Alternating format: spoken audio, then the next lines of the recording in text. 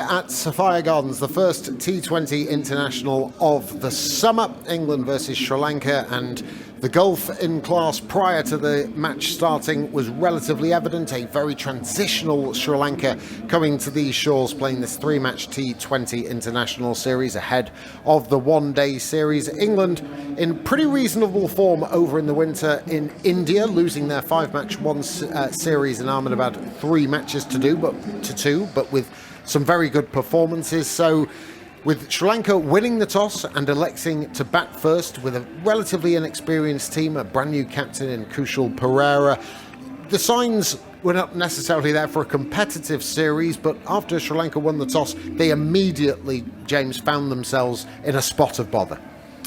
Yeah, I mean, it's a difficult one for Sri Lanka. What do you do in that situation? They're going to be put under pressure whether they bat or bowl. So I can see why they batted first, so that they might back themselves more defending a total. But it was going to be difficult either way, to be honest. England just oozed class today in every department. Their fielding was faultless. The death bowling was great. The spinners in the middle, Liam Livingstone coming in, getting his first wicket, showed that he could offer something in those middle overs with his leg spin and off spin. Adil Rashid again, class. Just a faultless performance. And as we've talked about this transitional Sri Lankan side, it's so difficult to play against this quality when you are going through this sort of transitional phase. England selected Liam Livingstone. We half expected Moeen Ali to play. There's no Ben Stokes and Jofra Archer due to injury. And Chris Woakes got his first outing for England in T20 cricket since 2015. So the side selection is going to be strong, whichever way you look at it. But why do you think that England went with this particular side today? Well, I think going off what Owen Morgan said at the toss, he after the T20 series in India, where I don't think they changed the team once. Here, building up to this World Cup, they've now got an opportunity over the next few months against Sri Lanka and Pakistan to just have a look at a few players. Let's have a look at Liam Livingstone, see what he can offer, and I'm sure David Willey might get a chance in the next couple of games. You've got the likes of Sam Billings, who's on the bench as well today. So there's these guys that are on the fringes, and as a captain, you'd want to have a look at them building towards that World Cup to see who you want to take, who's going to be successful for this team and help this team go a long way in that World Cup. Chris Woakes, a lot's been mentioned about him and the fact the sort of lack of cricket, England taking him overseas and very little international cricket played. He's played some back in the blast for the Birmingham Bears. He's been roundly loved in India with Kolkata and with Delhi Capitals as well. His first performance back, looks like he's never been away, really, doesn't it? No, but that's the quality of Chris Woakes. He's a fantastic bowler. He's shown it every time he's been given the nod for England, whether it's Test matches, whether it's 50-over cricket, or whether it's T20s. He just, exactly what you're going to get from him. He's such a solid cricketer, handy with the bat as well, more than handy with the bat. He's a proper all-rounder. Just again showing that strength. He's not played T20 cricket for 6 years. Does he have something to prove? He was Cricket of the Year last summer. Does he have anything to sort of say, well, there's a reason why you shouldn't have left me out? Does he have that in him, or is he not that kind of player? Will he not think that way? I don't know if he does think that way. I mean, he certainly doesn't have anything to prove to the squad. We, absolutely cherish him, and he's such a brilliant player and such a reliable player. We love having him around as well. He's a great guy to have in your team. So from that point of view, he's nothing to prove. We know he's just a quality international cricketer. So Sri Lanka 129 for 7 in their 20 overs. Top scorer was Shanaka with 50 of 44 deliveries. That after Sri Lanka fell to 79 for 5, then 96 for 6. No real partnerships for Sri Lanka. Perera, the captain, made 30, but really, apart from those two scores, the 19 from Gunnar Tilika at the top of the order, all single figures. A word on Shanaka's innings, because he shepherded the innings quite well, given that Sri Lanka was 6 down for quite a long time and didn't really want to expose the tail. Yeah, I thought he played played the situation pretty well.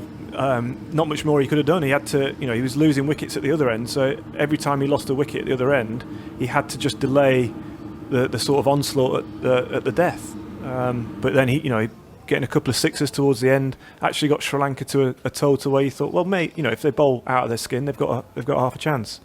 But England just ended up being too good for them. But yeah, I thought it was impressive. He played a pretty experienced knock and just got runs on the board, which is all he could have done at that point. You mentioned about England's bowlers, Adil Rashid. I'm going to leave him for the moment because he's quality, he's class, and he showed it again today. Everybody knows what Adil Rashid brings to the England side.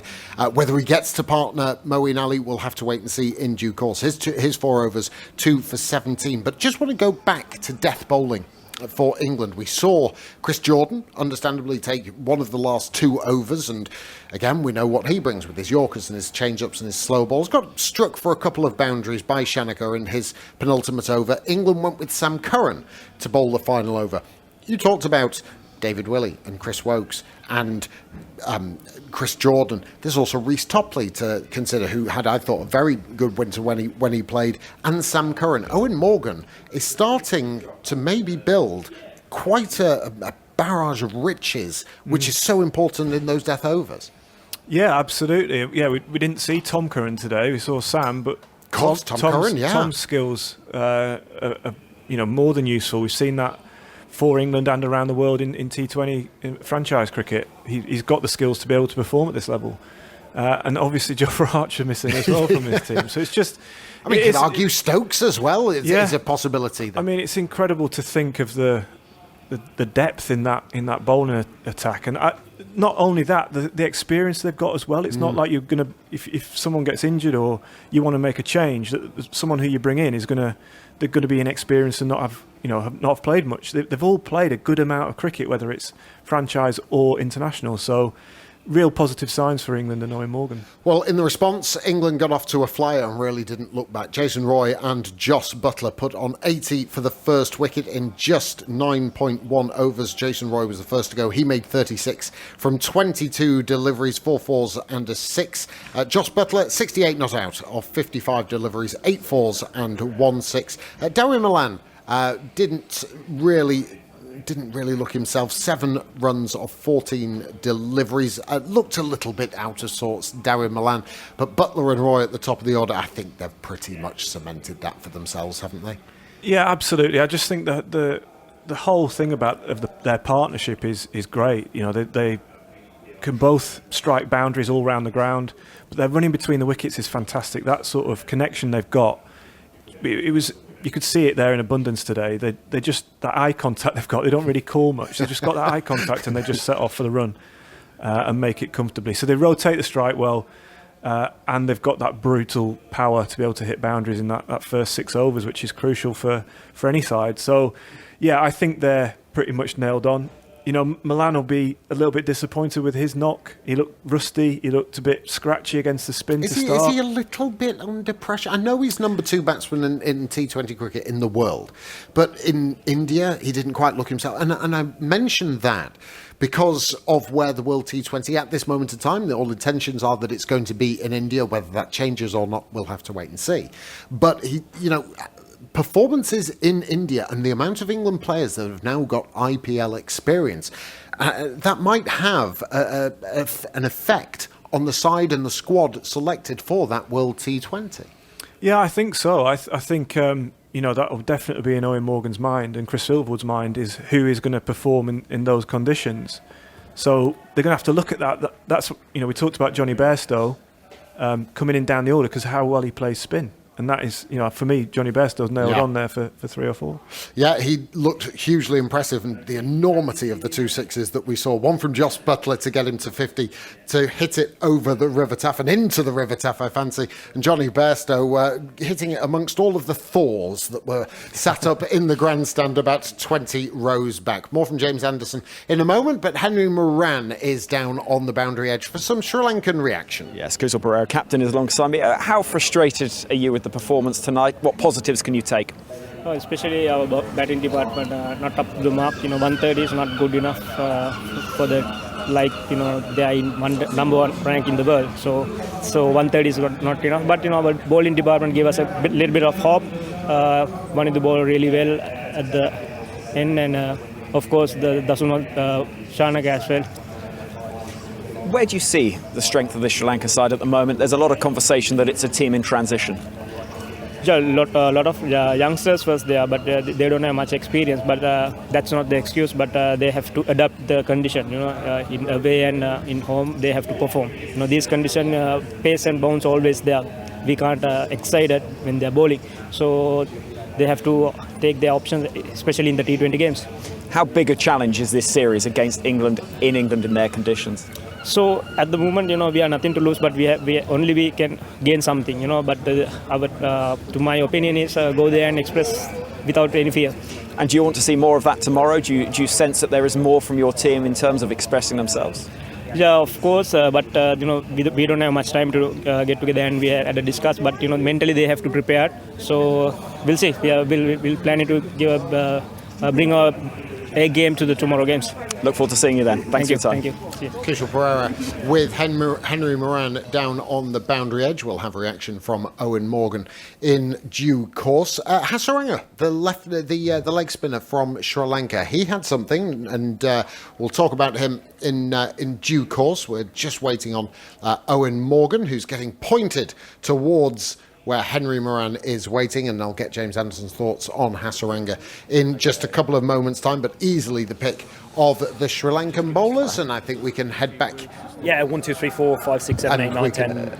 There we go. There's a little mic test for your daggers as well. We're just a little mic test. We like that. Owen Morgan can count to 10. We love it. We're balancing all sorts of things down here, but Owen Morgan is alongside me. Owen, how pleased are you with that performance? It felt pretty ruthless from England. Yeah, a pretty comprehensive all-round performance from us today. It's a great way to start a series that's so condensed within itself and the fixtures. I thought the bowlers really did set the tone. The level of accuracy they bowled with, the plans they committed to, really did work today. So that's full credit to them. Having Chris Woakes back in the side for it's been a long period of time that he hasn't played international T20 cricket, so he's come in today and performed extremely well alongside the other guys that have had opportunity in the past. Liam Livingstone again has done a really good job, so taking his opportunity when it presented itself. And I think in the chase, Roy and Butler up the top of the order are quite formidable pair, and when they play in the fashion that they do can be quite intimidating to play against. But I think Joss's performance within itself was a bit of a masterclass. As a aggressive batsman, you always find it difficult to come back down through the gears once you come out of the power play. Today he's done that beautifully. Going into this series, it was a lot about the questions getting answered in terms of the strongest T20 side. What have you learned from the last couple of hours? Yeah, here I think when you have an all-round performance from a team like that we presented today with opportunities, I think it just gives more to us when it comes down to selection. When guys continue to perform, you can tinker with the balance of your side, or you can look at different options if guys get injured. So I think today has presented that. Any surprises in terms of Sri Lanka's performance? I genuinely think we've played well. Sometimes you don't play close games in international cricket. Sometimes opposition have good days out. I think we had a good day out here today. Looking ahead to tomorrow, can we expect to see a number of changes in the side? I think there will be a couple of changes. I think it's difficult to operate at the same intensity in an international shirt day in, day out. When it is T20 cricket, it's our most intensive form of the game, so there's a good chance there'll be changes. And just finally, how exciting is it for you to be back out there and at the start of a big summer? It's great to be back. The crowd, I know there's only 2,000 here in Cardiff today, but to have them back, everybody in the change room is buzzing. Thanks, Owen. Really appreciate your time. Thank you very much. Thank you. Cheers, guys. Owen Morgan there. We caught him counting to 10 at the start of his interview. Absolutely perfectly done, as everything was for the England captain this evening. And mentioning about the fact that there may be changes, Owen Morgan hasn't been afraid to drop himself to allow other people to come in. Maybe Billings and Jos Buttler can perhaps take over the reins. Well, let's head to that man himself, player of the match, Jos Buttler, with Henry Moran. Joss, Owen Morgan described your batting performance as a masterclass. How did you assess it? Yeah, pretty good. I really enjoyed it. It was great to be back amongst the team. It's a lot of fun amongst this group, and I was really looking forward to today. So great to get a few runs, and yeah, certainly enjoyed the time in the middle. In the IPL, you've been opening the batting. It seems to be now where you're opening the batting in T20 cricket in general. Is that where you like to be in T20 cricket? My personal preference, I'd say so, yeah. I think it's the best place to bat in T20 cricket, but I'm open to batting wherever a team requires me to bat. You know, if Owen and Chris asked me to bat in the middle order, I'm very happy to do that as well. But I've been opening for a little while now for England, and it's been going pretty well. So I'm glad to continue to get the chance. And with so much competition in the team, it makes you, when you do get in, desperate to go on and make it count. And it does feel that there's quite a lot of intensity on these games with the competition and what's to come in the next 6 months or so. Is that an exciting environment to be a part of? Yeah, absolutely, and I think it drives performance in the right way. It certainly brings an intensity to practice. It's always a sign of good teams, I think, when good players are missing out. So there's a lot of strength on the bench and guys desperate to play. So, the guys in the 11 are under pressure to perform from within, let alone the pressure of international cricket. What are you looking to get out of the next couple of T20 matches personally? Personally, more time in the middle and more wins. That's what you want to be a part of. Certainly really enjoyed spending time in the middle and finding a bit of form and fluency, and hopefully that can continue. It's been a little while for you playing in front of home crowds in an England shirt. How special is it to be back out there with supporters in the ground? Yeah, really special. We've really missed having people in the ground. It certainly makes such a difference. There's only a small number really here today, but making a great noise, and it really does lift you as a team, and it makes you really not take anything for granted. It's great to have fans back. Joss, well played today. We'll see you tomorrow. Thank you. Cheers. Thanks a lot. Joss Butler receiving the applause from the locals who are on the boundary edge after speaking with Henry Moran. 68 not out off his 55 deliveries. James, just a final one from you ahead of tomorrow's match, the back-to-back T20 internationals. Owen Morgan sort of hinted about the changes. Couldn't tell you exactly what, but I'd be very surprised if arguably all of the players that weren't playing today that are available to play weren't drafted into the side. Yeah, potentially. In the past he's been reluctant to make wholesale changes. It's been the odd one here and there, just to not upset the sort of balance of the team too much, especially after a win. But I think, without being disrespectful to Sri Lanka, with the quality of the Sri Lankan side that you're playing against, you can afford maybe to bring in an extra player or two. I'd be very surprised, like you say, if we don't see Tom Curran and David Willey tomorrow, along with possibly Moeen Ali. So that it's three exciting players to bring into the team really after such a ruthless performance. But I enjoyed Pereira's interview there as well. He was just brutally honest, and that's what you want from a captain. He said we've got to improve, we've got to learn fast. We are inexperienced, but it's not an excuse. We've got to perform better, and sometimes when you lose a game like this, it's great to have the opportunity to come straight back tomorrow without thinking about it too much. Don't let it rest on your mind too much. Just come back tomorrow and put in a better performance. Jim, great to have you alongside us here on BBC Test Match Special. Thank you as ever for your thoughts. James Anderson, he'll be back with us throughout the course of this white ball series here on Test Match Special. Well, let's just take a little look from a Sri Lankan perspective. It wasn't a great day at the office for them. This transitional team were defeated by 8 wickets. I'm pleased to say that the former Sri Lankan all-rounder Russell Arnold joins me. Russell, great to have you on the podcast. And it wasn't, obviously, the day that Sri Lanka wanted. What did you make of it, sitting and watching that?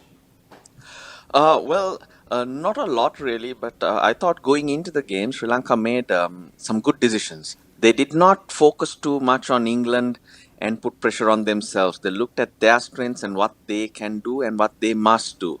And in picking the team, they picked 5 bowlers, which you do need, looking to pick up wickets and trying to get the batsmen in order so that they can get some runs on the board. Batting first was the right decision for me, but they needed to execute properly. That's where the problems came in, and the wickets kept falling. They just didn't seem to have an idea how to keep the scoreboard moving. Now, if you looked at the England batsmen, whenever there was a good ball, they were just knocking it around or picking up a single, whereas Sri Lanka were just sitting at one end, unable to even play the big shot, not even rotate strikes. So that just builds pressure and brings about a few careless shots.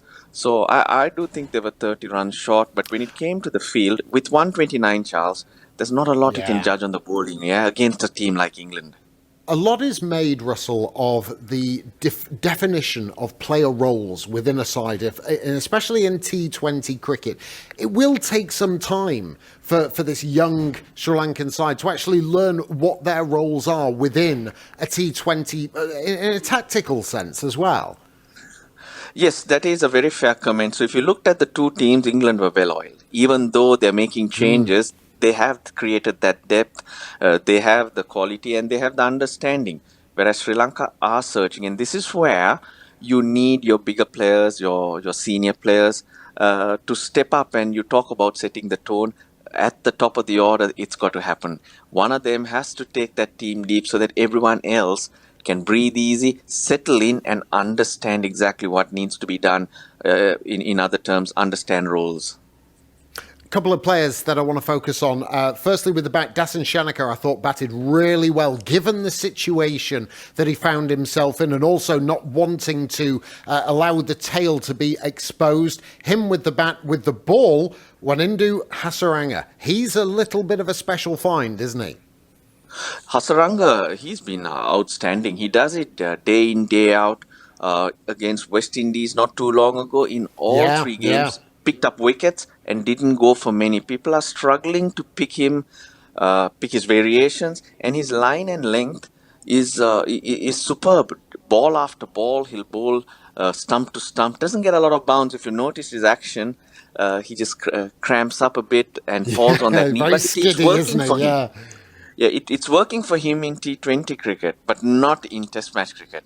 So he's great. He's like a street fighter, always in the game, brilliant in the field too. So he's one that Sri Lanka will want to have around and build around.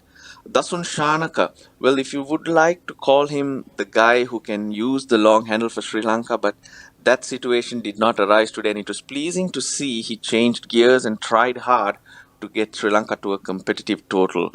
But it runs behind, your back will give you confidence, and hopefully Dasun Shanaka will be able to bat more fluently as the series goes on. Just a couple more from me, Russell.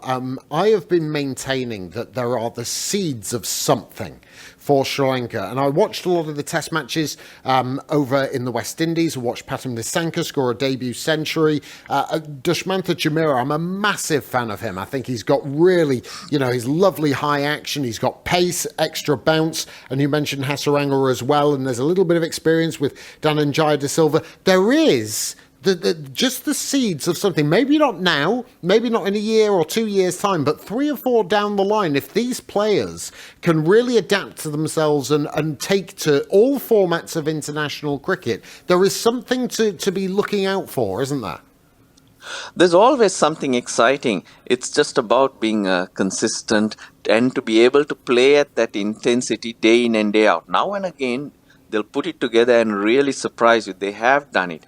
And the disappointing thing from Sri Lanka's point of view, Charles, is that we're talking about transition, but that's been the case over a few years now.